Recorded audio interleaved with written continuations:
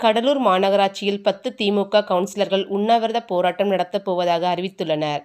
தங்களது வார்டுகளில் அடிப்படை வசதி செய்து கொடுக்கப்படவில்லை என குற்றச்சாட்டை முன்வைத்து வரும் 31ஆம் தேதி தங்களது வார்டுகளில் உண்ணாவிரத போராட்டம் இருக்கப் போவதாக திமுக கவுன்சிலர்கள் அறிவிப்பு ஒன்றை வெளியிட்டுள்ளனர். மேலும் இந்த கோரிக்கைகளை நிறைவேற்றாவிட்டால் ராஜினாமா செய்வோம் என்றும் அவர்கள் தரப்பில் தெரிவிக்கப்பட்டுள்ளது. கடலூர் மாநகராட்சி மேயராக திமுகவை சேர்ந்த சுந்தரி ராஜா பதவி வகிக்கிறார். கடலூர் மாநகராட்சியில் மேயருக்கு ஆதரவாக ஒரு சில கவுன்சிலர்களும், சட்டமன்ற உறுப்பினருக்கு ஆதரவாக ஒரு சில கவுன்சிலர்களும் என இரு பிரிவாக அங்கு செயல்பட்டு வருகின்றனர்.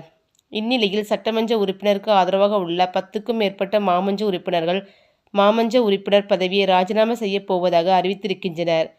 இதற்கு காரணம் என்னவென்றால் அந்த 10 கவுன்சிலர்களின் வார்டுகளிலும் அடிப்படை பிரச்சினைகளையும் மற்றும் வேறு எந்த உதவிகளையும் மாநகராட்சி மேயர் செய்யவில்லை என்றும், இதனால் நாங்கள் மன உளைச்சலுக்கு ஆளாகிவிட்டோம் என்றும், மேயராக இருக்கக்கூடியவரும் திமுக தான், நாங்களும் திமுக தான், தொடர்ந்து எங்களை புறக்கணித்து கொண்டு வருகின்றனர். அதனால் வருகிற 31ஆம் தேதி மாநகராட்சி வளாகத்தில் உள்ள காந்தி சிலை அருகே உண்ணாவிரத போராட்டத்தில் ஈடுபட போவதாக அறிவித்துள்ளதும் குறிப்பிடத்தக்கது.